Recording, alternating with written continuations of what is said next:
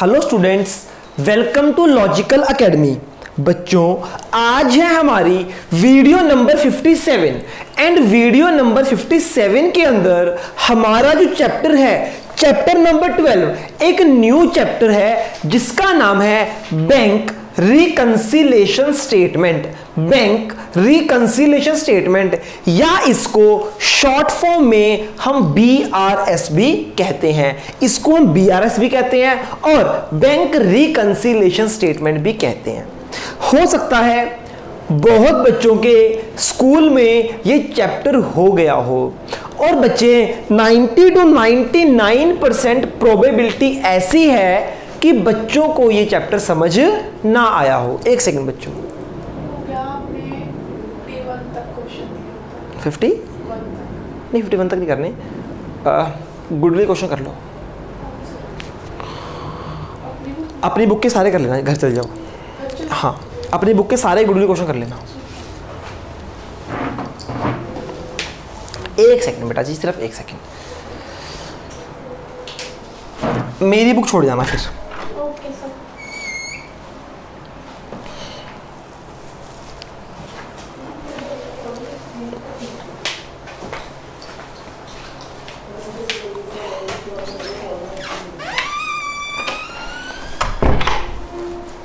हाँ जी बेटा, हम बात कर रहे थे बैंक रिकंसिलेशन स्टेटमेंट। ये चैप्टर का मतलब क्या है, क्या होती है बैंक रिकंसिलेशन स्टेटमेंट, क्यों होती है। सेकेंड थिंग बच्चे, सर ये हमें टीचर से समझ क्यों नहीं आती। बच्चे इसमें ना एक इसको करने का एक तरीका है, एक फॉर्मेट है बच्चे, इसको बिल्कुल लॉजिकल पढ़ेंगे। अगर आप इसको रटना शुरू कर जाओगे ना, आपको कुछ भी समझ आने वाला नहीं है। ठीक है, आपको टीचर अलग अलग मेथड से कराएंगे, हम एक ही मेथड फॉलो करने वाले हैं थ्रू आउट द चैप्टर। पूरा चैप्टर हमारा उसी मेथड से हो जाएगा बच्चे।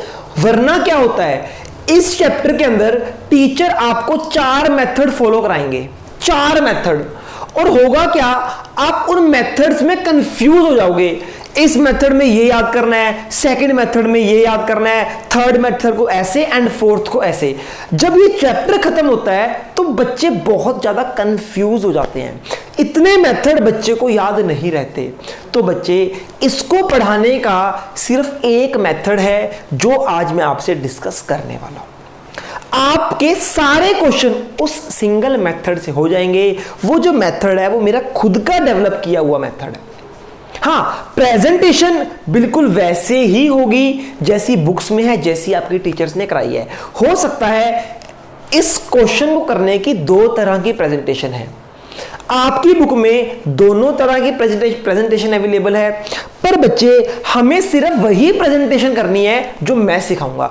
जो प्रेजेंटेशन आपको मैं सिखाने वाला हूं वो बहुत ही इंटरेस्टिंग, बहुत ही इजी है, आपकी बुक्स में भी है, कोई टीचर उसे गलत नहीं करता।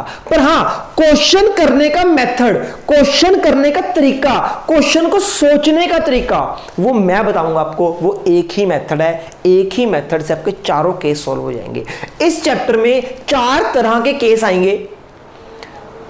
टीचर जनरली आपको 4 अलग अलग मेथड से चारों केस सॉल्व कराएंगे।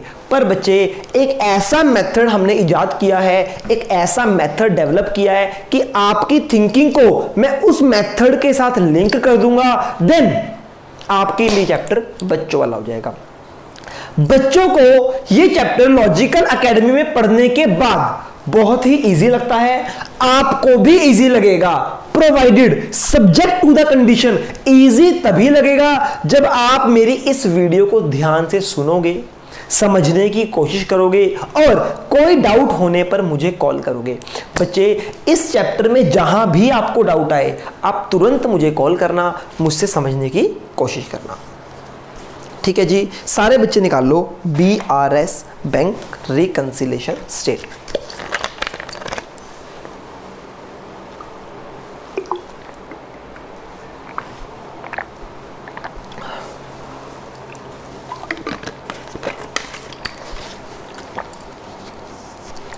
बच्चों ये चैप्टर अगेन थोड़ा सा लेंदी है, कंपैरेटिवली जैसे हम छोटे छोटे चैप्टर किए थे ना, cash book, ledger, trial balance, subsidiary books, ये उतना छोटा नहीं है, ये अपने आप में एक सॉलिड चैप्टर है। इसका क्वेश्चन 6 मार्क्स, जी हाँ सही सुना, इसका क्वेश्चन 6 मार्क्स का आना ही आना है।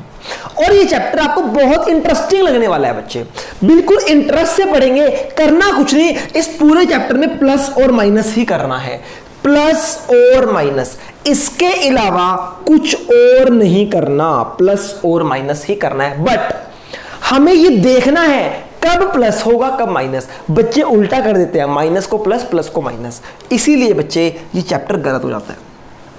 आइए चलो जी चैप्टर को शुरू करते हैं। बैंक रिकंसिलिएशन स्टेटमेंट क्या होता है आपको 5 मिनट बाद समझ आने वाला है।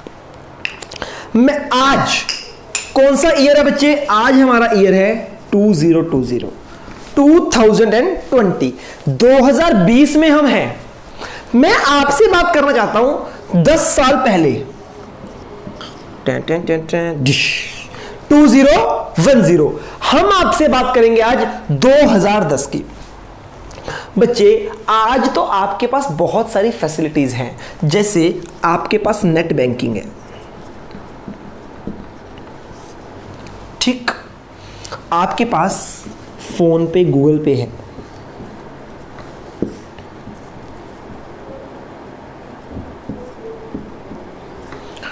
पर अगर हम बात करें 2010 की, 2010 में इनमें से कुछ भी नहीं था। अगर था तो 5 साल और पहले चले जाओ, 2005, डेफिनेटली कुछ नहीं था, ठीक है। या चलो हम बात ही कर लेते हैं 2005 की, कुछ नहीं था। 2005 में इनमें से कोई भी फैसिलिटी नहीं होती थी। आज आपको अपना बैंक बैलेंस जानना है, क्या बैंक में जाओगे आप? नहीं, आप घर बैठोगे, अपनी नेट बैंकिंग ऑन करोगे, नेट बैंकिंग से अपनी सारे ट्रांजैक्शंस को आप घर बैठे देख सकते हो कि आपने पूरे साल अपने बैंक में क्या क्या ट्रांजैक्शंस की, आप नेट बैंकिंग की हेल्प से देख सकते हो। आपके अकाउंट में कितने पैसे पड़े हैं, आप नेट बैंकिंग की हेल्प से देख सकते हो।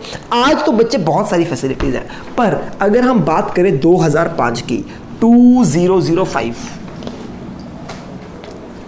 बच्चे हम बात करते हैं, एक पर्सन है राम,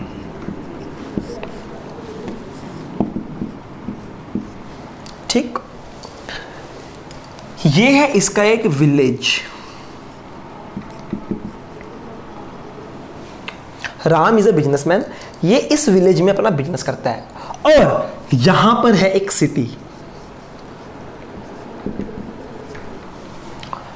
विलेज मतलब गांव, सिटी मतलब शहर।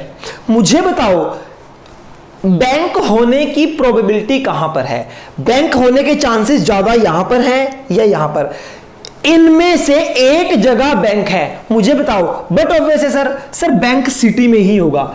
शहर डेवलप्ड होते हैं, सिटी हमारी डेवलप्ड होती है, इसलिए जो हमारे बैंक्स होते हैं वो सिटी में। आजकल तो हर विलेज में बैंक है, हर सिटी में बैंक है, आजकल तो हर जगह बैंक है। पर बच्चे मैं बहुत पुराने समय की बात कर रहा हूं कि राम इस विलेज में रहता है, इस विलेज में कोई बैंक नहीं है। बैंक कहां पर है? बैंक है इस सिटी में, ठीक है। तो राम ने जो अपना बैंक अकाउंट ओपन कराया है, बट ऑब्वियस है राम ने अपना बैंक अकाउंट इस सिटी में जाके ओपन कराया, हाँ है ना। राम ने अपना बैंक अकाउंट यहां ओपन करा लिया, बैंक अकाउंट ओपन करा लिया। अब बैंक में पैसे आना शुरू हो गए, बैंक से पेमेंट्स होनी शुरू हो गई। राम, सपोज करो 1 मार्च को राम ने बैंक ओपन कराया था, 1 मार्च को बैंक ओपन कराया, बैंक अकाउंट उसने, बैंक नहीं, अरे बैंक राम थोड़ी ओपन कर सकता है, बैंक अकाउंट, बैंक के अंदर अपना अकाउंट ओपन कराया 1 मार्च को। उसके बाद इसका लेन देन, ट्रांजैक्शन शुरू हो गई, इसके बैंक अकाउंट में पैसे आने लगे, पैसे जाने लगे, पैसे आने लगे, पैसे जाने लगे। 12 मार्च को राम जानना चाहता है कि उसके अकाउंट में कितने पैसे पड़े हैं। बताओ कैसे जान पाएगा? सर फोन कर लेगा? नहीं, आप फोन करोगे ना तो बैंक वाले आपको बैलेंस बताने वाले नहीं हैं।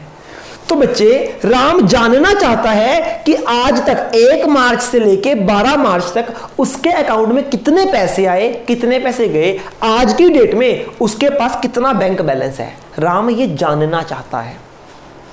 तो क्या करेगा? राम को बच्चे बैंक जाना पड़ेगा, इतनी दूर विलेज से सिटी में जाना पड़ेगा, जस्ट ये जानने के लिए कि उसके पास कितने पैसे है ना। तो बच्चे ये बैंक में जाएगा, बैंक के पास एक पासबुक होती है। आप सब शायद जानते होंगे, जब आप अपना एक बैंक अकाउंट ओपन कराते हो ना, तो बैंक वाले आपको एक बुक देते हैं जिसको बोलते हैं पासबुक। इस पासबुक में बैंक क्या करता है, आपके पास जितनी पेमेंट्स आई, जितने पैसे गए, उसको वो पासबुक में लिखकर दे देता है। यानी पासबुक को मेंटेन कौन करता है? बैंक। समझ आई? तो बच्चे जब राम अपने बैंक में गया ये जानने के लिए कि उसके बैंक अकाउंट में कितने पैसे पड़े हैं, तो बच्चे राम चला गया बैंक में। बैंक ने क्या किया, एक बुक के अंदर, एक पासबुक के अंदर उसको सब कुछ नोट करके दे दिया कि भैया इतने पैसे आए, इतने पैसे गए, इतने पैसे आए, इतने पैसे गए। ठीक, अब ये पासबुक लेके राम घर आ गया और राम की 12 मार्च तक उसका सपोज करो बैलेंस था 2 लाख रुपए, पासबुक में लिखा हुआ है। ठीक, फिर इसके बाद फिर ट्रांजैक्शंस हुई, फिर पैसे आए, पैसे गए। अब राम 15 मार्च को दोबारा जानना चाहता है कि उसके अकाउंट में कितने पैसे आए, कितने पैसे गए। फिर क्या होगा, फिर राम जाएगा बैंक के पास और बैंक को बोलेगा कि मेरी पासबुक को अपडेट कर दो, आज तक की सारी ट्रांजैक्शन मेरी पासबुक में लिख दो। फिर बच्चे बैंक ने लिखकर दे दिया। अब क्या हुआ, राम का बिजनेस बढ़ने लगा। राम हर रोज जानना चाहता है कि आज के दिन उसके पास कितने पैसे आए, कितने पैसे गए। अब बच्चे इतनी दूर विलेज से सिटी में उसको जाना था, क्या हर रोज वो बैंक जाएगा सिर्फ ये जानने के लिए कि उसके बैंक में कितने पैसे हैं? कितना मुश्किल काम है बच्चे, कितना मुश्किल काम है। इतनी सारी ट्रांजैक्शंस है। अब जब वो जानना चाहता है कितनी ट्रांजैक्शंस हुई हैं, तो उसको बार बार बैंक में जाना पड़ता है और बैंक के द्वारा मेंटेन की गई बुक में चेक करना पड़ता है। पासबुक को बैंक मेंटेन करता है, पासबुक में जाके देखता है कितनी एंट्रीज हो गई, कितने पैसे आ गए। अब बच्चे राम एक दिन सैड बैठा है, राम उदास हो गया। बच्चे ये कौन है? ये है आपके पंकज सर, यानी कि लॉजिकल एकेडमी के ओनर। बच्चों मैं एक दिन राम के पास गया और मैंने राम को बोला कि भाई तेरा इतना अच्छा बिजनेस चल रहा है तो तू उदास क्यों बैठा है? राम ने बोला बहुत टेंशन है। मैंने पूछा राम क्या टेंशन है आपको? राम कहता एक दिन में मेरी बैंक में बहुत सारी ट्रांजैक्शंस होती हैं, मुझे हर रोज जानना है कि मेरे बैंक में बैलेंस कितना पड़ा है। पर मैंने पूछा तो इसमें दिक्कत क्या है? राम क्या बोलता? राम बोलता कि मुझे हर रोज बैंक जाना पड़ता है, मैं बैंक आने जाने में बहुत थक जाता हूं, मेरे को बहुत टेंशन है, मेरे को हर रोज बैंक जाना पड़ता है कि आज देखने के लिए आज कितना बैलेंस हो गया मेरा, कल कितना बैलेंस हो गया। राम कहता क्या ये मेरी प्रॉब्लम दूर हो सकती है कि मुझे बैंक ना जाना पड़े और मुझे डेली पता चल जाए कि आज का क्लोजिंग बैलेंस मेरा कितना है, आज मेरे पास कितना पैसा आया, सब कुछ मेरे पास रिकॉर्ड हो। क्या ये पॉसिबल है? हाँ जी। बच्चे मैंने उसको बोला कि आपको डेली डेली बैंक जाने की जरूरत नहीं है। ये बोलता कैसे? मैंने क्या बोला, इसको ध्यान से समझना।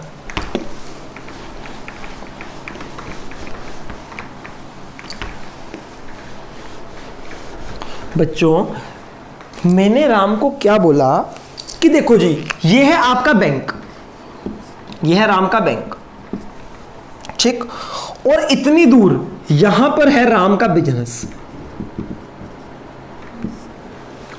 ठीक। बैंक क्या करता है? बैंक एक बुक मेंटेन करता है, पासबुक।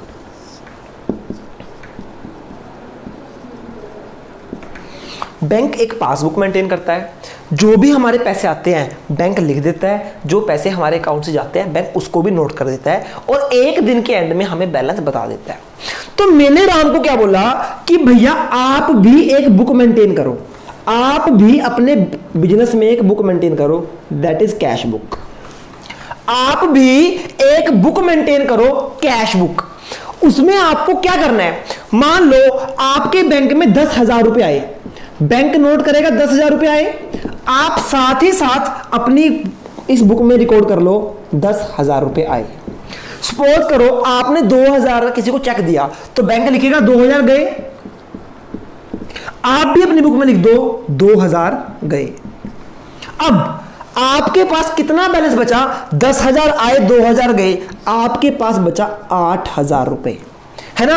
और बैंक भी क्या बताएगा कि भैया आपके अकाउंट में बचे 8,000 रुपए। देखो जी, जो रिकॉर्ड बैंक मेंटेन कर रहा है, सेम रिकॉर्ड हमने घर में मेंटेन करने शुरू कर दिए, अपने बिजनेस में वही सेम रिकॉर्ड मेंटेन करने शुरू कर दिए। क्यों, कोई भी ट्रांजैक्शन है, इस बिजनेसमैन को तो पता है ना बैंक में कितने पैसे आ रहे हैं कितने जा रहे हैं। बस ये पहले नोट नहीं करता था, इसलिए इसको बार बार बैंक जाना पड़ता था, इसलिए इसको बार बार बैंक जाना पड़ता था।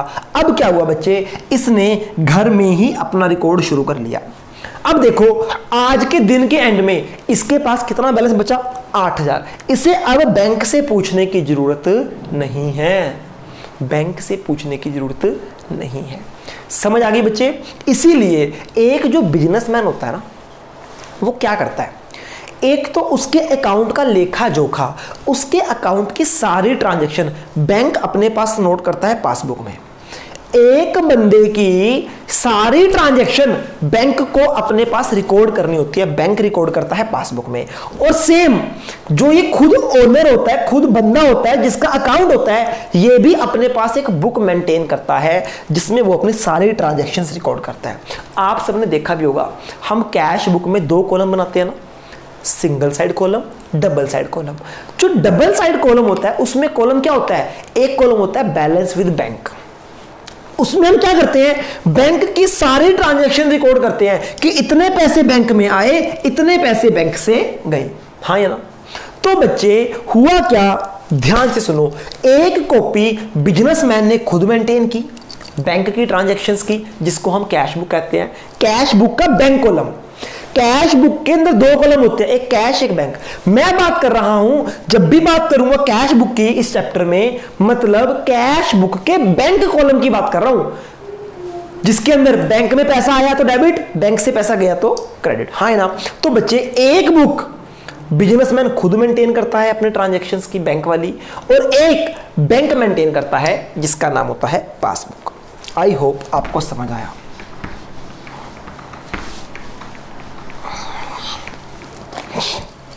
चलो जी, आपको मैं हल्का सा फॉर्मेट बताता हूं। जो हम पर्सनल अपने बिहाफ पे खुद बुक मेंटेन करते हैं, जो एक बिजनेस खुद मेंटेन करता है, बिजनेस खुद मेंटेन करता है, उसको बोलते हैं कैश बुक। ये कैसे बनती है, इधर होते हैं पर्टिकुलर्स, आपको आती है वैसे बनानी, इधर होता है डेबिट अमाउंट,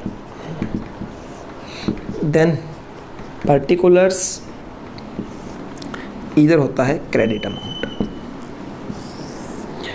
ये कैश बुक है बच्चे, मैं कैश बुक के बैंक कॉलम की बात कर रहा हूं। ये है बैंक कॉलम का डेबिट कॉलम और ये है बैंक का क्रेडिट कॉलम, ये जो हमने खुद मेंटेन की कैश बुक, ठीक। एक है बैंक, जो बुक बैंक मेंटेन करता है उसको हम क्या बोलते हैं, पासबुक।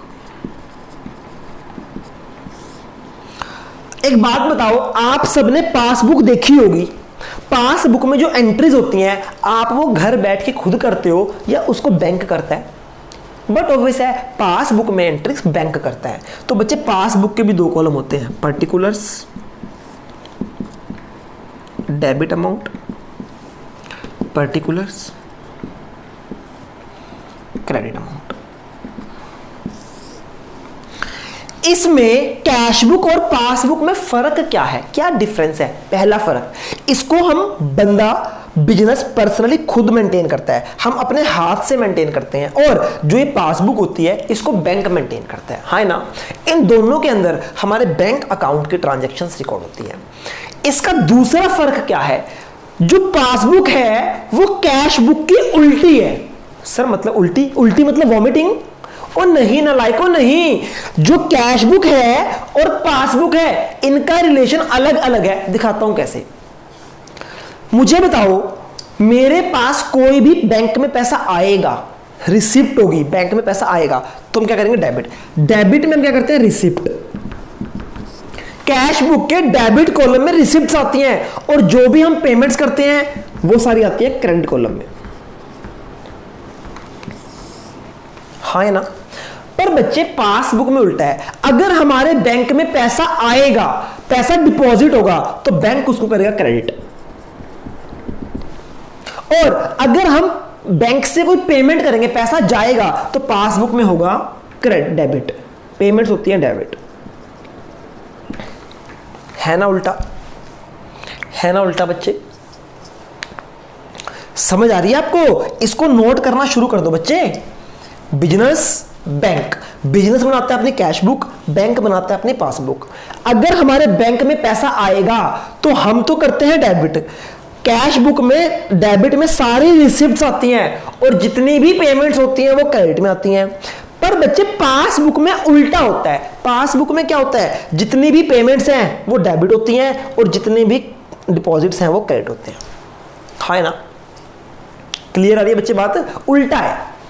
अगर मेरे बैंक अकाउंट में 1 लाख रुपए आए, बैंक अकाउंट में 1 लाख रुपए आए तो मैं क्या करूंगा, मैं डेबिट कर दूंगा कि 1 लाख रिसीव हुए। और बैंक वाले क्या करेंगे, बैंक वाले 1 लाख को क्रेडिट कर देंगे। बैंक का क्रेडिट मतलब बैंक में डिपॉजिट हुए। समझ आ रही है? उल्टा। अगर हमारे लिए कोई पेमेंट है, मैं बोलता हूं 20,000 की पेमेंट कर दी तो मैं करूंगा क्रेडिट, और बैंक क्या करेगा, 20,000 की पेमेंट कर देगा डेबिट। ऐसे मेंटेन होते हैं बच्चे। उल्टा होता है। सर उल्टा क्यों होता है? ये बच्चे किसी दिन जब फ्री बैठे होगे ना तब बताऊंगा इसका क्या लॉजिक है, फिर बताऊंगा। बट अभी के लिए आप समझ जाओ, कैश बुक की डेबिट साइड में रिसिप्ट्स आती हैं, क्रेडिट साइड में पेमेंट्स आती हैं। पासबुक की डेबिट साइड में पेमेंट्स आती हैं, क्रेडिट साइड में डिपॉजिट्स आते हैं।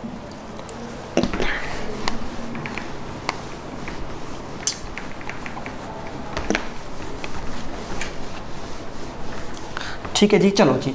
अब मैं आपको एक कैश बुक, एक पासबुक बना के दिखाता हूं। एक है हमारी कैश बुक जो कि हम खुद बनाते हैं, cash book with bank column.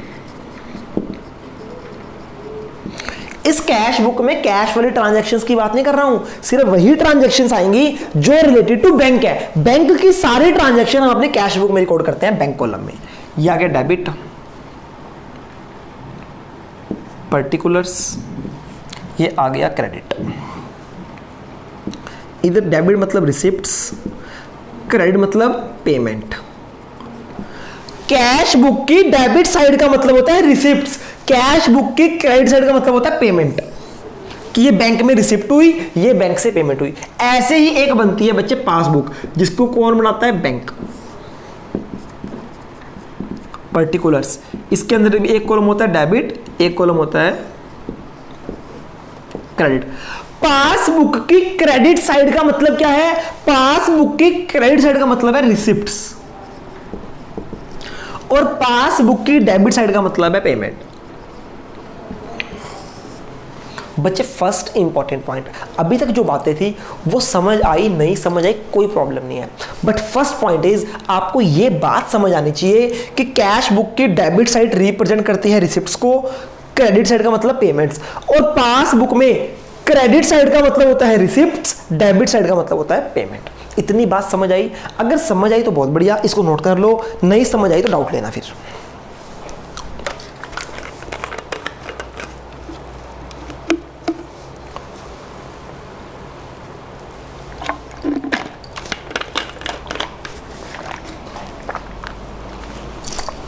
बच्चों मुझे बताओ, बैंक में पैसा जमा कराया, डिपॉजिट कराया, बैंक में पैसा आया तो डेबिट साइड आएगा कैश बुक की, मनी डिपॉजिट इनटू बैंक। जब मैं बैंक में कोई पैसा जमा कराऊंगा तो कैश बुक की डेबिट साइड आएगा और पासबुक की क्रेडिट साइड आएगा, मनी डिपॉजिट इनटू बैंक। समझ आ गई बच्चे? और ऐसे ऐसे ही अगर हम बैंक से कोई पैसा निकाल रहे हैं, कोई पेमेंट कर रहे हैं, money withdraw from bank, money withdraw from bank, जब हम बैंक से पैसा निकालेंगे तो कैश बुक की क्रेडिट साइड में आएगा और पासबुक की डेबिट साइड में आएगा मनी विड्रॉ।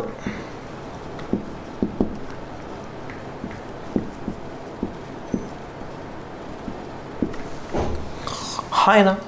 अब बच्चे आप सबको समझ आया होगा, हाँ ना, कि बैंक में अगर पैसा आता है तो कैश बुक के डेबिट साइड में आता है और पासबुक की क्रेडिट साइड में आता है। अगर बैंक से कोई पेमेंट होती है, कैश बुक की क्रेडिट साइड में, पासबुक की डेबिट साइड में। ठीक है सर, हमें ये बात समझ आती है। ओके ओके, चलो जी, अब करते हैं क्वेश्चन एक मिनट के लिए। आप अभी मुझे पासबुक और कैश बुक बना के दिखाना, ठीक है? चलो जी, 5 lakh deposit into bank, 5 lakh deposit into bank. किधर आएगा कैश बुक में? बैंक में 5 लाख जमा कराए, किधर आएगा? Deposit 5 lakh. Same transaction bank वाले भी रिकॉर्ड करेंगे। जब बैंक में हमारे पैसा आएगा तो बैंक वाले रिकॉर्ड करेंगे, बैंक वाले लिखेंगे क्रेडिट साइड में 5 लाख डिपॉजिट, है ना बच्चे? हमारे 5 लाख बैंक में आया तो हम अपनी बुक में मेंटेन करेंगे डेबिट साइड में, बैंक वाले मेंटेन करेंगे क्रेडिट साइड में। Second, 4 lakh withdraw from bank, 4 lakh रुपए हमने बैंक से निकाल लिए, 4 लाख रुपए विड्रॉ मतलब बैंक से पेमेंट हो गई, 4 लाख हम कर देंगे क्रेडिट और इस एंट्री को बैंक वाले क्या कर देंगे? डेबिट। समझ आ गई बच्चे? समझ आ रही है ना? एक दिन में 2 ट्रांजैक्शन हुई, एक डिपॉजिट हुआ, एक पेमेंट। हमने डिपॉजिट को डेबिट में लिखा, पेमेंट को क्रेडिट में लिखा, बैंक ने उल्टा किया, डिपॉजिट को क्रेडिट में लिखा, पेमेंट को, है ना? अब बच्चे मुझे बताओ, और कोई ट्रांजैक्शन नहीं हुई तो मैं बंद कर दूंगा इसको, हाँ है ना? कितना आया? 5 लाख रुपए, 5 लाख। इधर आ गया 1 lakh balance carried down, balancing figure, हाँ है ना? ऐसे ही इसको भी क्लोज करेंगे, 5 लाख, 5 लाख, इधर आ गई 1 lakh balance carried down, balancing figure. ठीक है बच्चे? ओके। अच्छा, दोबारा देखते हैं बच्चे, देखो ध्यान से, देखो ध्यान से। मेरे पास 5 लाख रुपए आए, 4 लाख रुपए चले गए, मेरे पास 1 लाख रुपए बैलेंस बचा। मुझे बताओ ये फेवरेबल कंडीशन है या अनफेवरेबल कंडीशन है? मैं आपसे 2 कंडीशन की बात करता हूं। एक कंडीशन, मेरे पास 6 लाख रुपए आए और 8 लाख चले गए, आए कम है गए ज्यादा, तो ऑब्वियसली अनफेवरेबल है। पैसे आए कम है गए ज्यादा, अनफेवरेबल, अच्छी कंडीशन नहीं है। फेवरेबल क्या होता है कि पैसे आए ज्यादा हैं गए कम, that is called favourable condition. इसमें हमें 2 कंडीशन देखनी होती है, एक होती है फेवरेबल कंडीशन, एक होती है अनफेवरेबल कंडीशन, हाँ है ना? तो बच्चे मुझे देखो, जो ये कंडीशन है, क्या 5 लाख आए 4 लाख गए, ये है मेरी फेवरेबल कंडीशन। क्या है? फेवरेबल। इधर भी चेक करो, 5 लाख आए 4 लाख गए, ये मेरी क्या है? फेवरेबल कंडीशन, है ना? रिसिप्ट्स ज्यादा हैं, पेमेंट्स कम है, दैट मींस फेवरेबल कंडीशन। ठीक है बच्चे? अच्छा मुझे बताओ, ये बैलेंस कौन सा है? ये बैलेंस कौन सा है? ये डेबिट बैलेंस है या क्रेडिट बैलेंस है? बच्चों ये डेबिट बैलेंस है, याद है ना? जो बैलेंस क्रेडिट साइड में आता है that is known as debit balance. ये कौन सा बैलेंस है बच्चे? Debit balance. तो मेरा कैश बुक का कौन सा बैलेंस आया है? कैश बुक का मेरा डेबिट बैलेंस है। क्या है? Debit balance. एक बात हमेशा याद रखना, कैश बुक का डेबिट बैलेंस मतलब फेवरेबल कंडीशन। क्या है? Favourable condition. समझ आई ना? कैश बुक के डेबिट बैलेंस का मतलब क्या है? Favourable condition. डेबिट बैलेंस का मतलब होता है डेबिट साइड ज्यादा है, मतलब रिसिप्ट्स ज्यादा है। जब भी कैश बुक का डेबिट बैलेंस हो, इसका मतलब फेवरेबल कंडीशन है। ऐसे ही देखो जी, पासबुक की रिसिप्ट्स ज्यादा है, पेमेंट्स कम है, तो बच्चे पासबुक की भी कौन सी कंडीशन है? Favourable condition. ये कौन सा बैलेंस है? पासबुक का बैलेंस कौन सा है? डेबिट बैलेंस है या क्रेडिट? जो बैलेंस डेबिट साइड में आता है वो क्रेडिट बैलेंस होता है। तो ये कौन सा बैलेंस है? ये क्रेडिट बैलेंस है। तो मैं कह सकता हूं जो पासबुक का क्रेडिट बैलेंस होता है वो फेवरेबल होता है, हाँ है ना। कैश बुक का डेबिट बैलेंस फेवरेबल होता है और पासबुक का क्रेडिट बैलेंस फेवरेबल होता है। याद रखना इस बात को।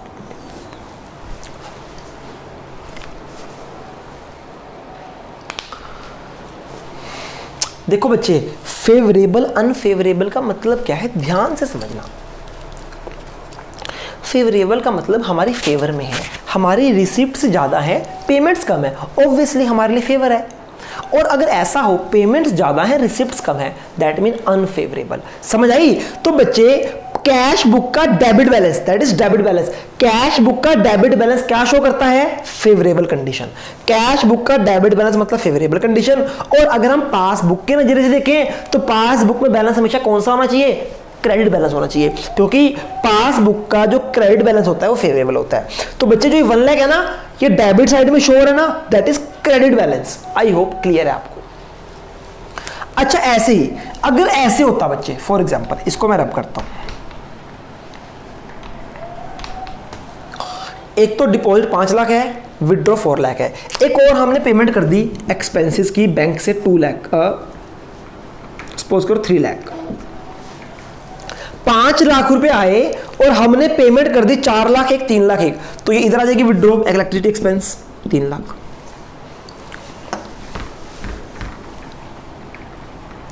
समझो बच्चे, 5 लाख रुपए आए, 7 लाख रुपए चले गए, तो इसको क्लोज करो, इधर आ जाएगा 7 लाख, इधर भी आ जाएगा 7 लाख। अब की बार मेरी बैलेंस कैरी डाउन इधर आ जाएगा,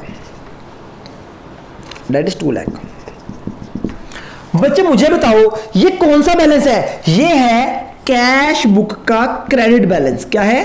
कैश बुक का जो डेबिट साइड में होता है ना, that is known as credit balance. तो बच्चे कैश बुक का क्रेडिट बैलेंस है। मुझे बताओ जो कैश बुक का क्रेडिट बैलेंस होता है मतलब फेवरेबल या अनफेवरेबल? देखो इसका मतलब है पेमेंट ज्यादा है, अगर पेमेंट ज्यादा है तो अनफेवरेबल। तो कैश बुक का जो क्रेडिट बैलेंस होता है वो अनफेवरेबल होता है, अनफेवरेबल होता है।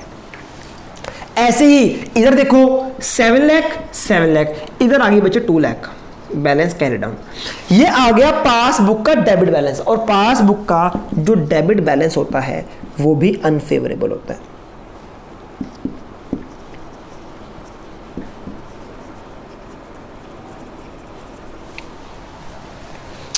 तो बच्चों आज की क्लास में इतना ही, हम और आगे इसको नहीं पढ़ने वाले। सिंपल सी बात है, अभी तक हमने 2 मेन बातें सीखी हैं, ये आपको समझ आनी चाहिए। फर्स्ट, हम अपने बिहाफ पे एक बुक बनाते हैं जिसको बोलते हैं कैश बुक, एक बैंक बुक बनाता है वो जिसको बोलता है पासबुक। जो हमारी कैश बुक होती है उसके 2 कॉलम होते हैं, एक डेबिट एक क्रेडिट। जो भी हमारे रिसिप्ट्स हैं हम उसको डेबिट करते हैं, जो भी हमारी पेमेंट्स हैं हम उसको क्रेडिट करते हैं। पासबुक में उल्टा होता है, जितनी भी हमारी रिसिप्ट्स हैं वो पासबुक में क्रेडिट साइड आएंगी और जितनी भी हमारी पेमेंट्स हैं वो पासबुक में डेबिट साइड आएंगी। ठीक है, अगर तो बच्चे कैश बुक का डेबिट बैलेंस आए, कैश बुक के डेबिट बैलेंस का मतलब होता है रिसिप्ट्स ज्यादा है। जब भी कैश बुक का डेबिट बैलेंस होगा मतलब फेवरेबल कंडीशन है। ऐसे ही अगर पासबुक का क्रेडिट बैलेंस है, पासबुक क्रेडिट मतलब रिसिप्ट्स, पासबुक का अगर क्रेडिट बैलेंस आए दैट मींस फेवरेबल है। ऐसे ही अगर कैश बुक का क्रेडिट बैलेंस हो तो अनफेवरेबल, पासबुक का डेबिट बैलेंस अनफेवरेबल। ठीक है जी। अब आपको ये आइडेंटिफाई करना है कि ये फेवरेबल है या अनफेवरेबल है। मैं आपको लिख के दूंगा, आपने बताना है, कंडीशन बतानी है फेवरेबल है या अनफेवरेबल। बच्चे मुझे बताओ कैश बुक का जो बैलेंस है, बैलेंस एज पर कैश बुक, कैश बुक का जो बैलेंस आ रहा है वो डेबिट आ रहा है। कैश बुक का डेबिट बैलेंस क्या होता है? वेरी गुड, कैश बुक का डेबिट बैलेंस होता है फेवरेबल। ठीक, तो पासबुक में फेवरेबल क्या होगा? पासबुक का जो बैलेंस होता है क्रेडिट बैलेंस वो होता है फेवरेबल। बैलेंस एज पर कैश बुक, अगर कैश बुक का बैलेंस क्रेडिट आ जाए, कैश बुक के क्रेडिट बैलेंस का मतलब होता है अनफेवरेबल, और बैलेंस एज पर पासबुक अगर आ गया डेबिट, इसका मतलब भी क्या होता है, अनफेवरेबल। ये बात आपको याद रखनी है। ये 4 केस है इसके अंदर जो हमें पढ़ने हैं। एक, कैश बुक का फेवरेबल बैलेंस, पासबुक का फेवरेबल बैलेंस। कैश बुक का अनफेवरेबल, पासबुक का अनफेवरेबल। कैश बुक का अनफेवरेबल मतलब क्रेडिट बैलेंस, पासबुक में उल्टा हो जाएगा। तो बच्चे आज की क्लास में आपको इतना याद रखना है। कल मिलते हैं, तब तक के लिए गुड बाय, टेक केयर।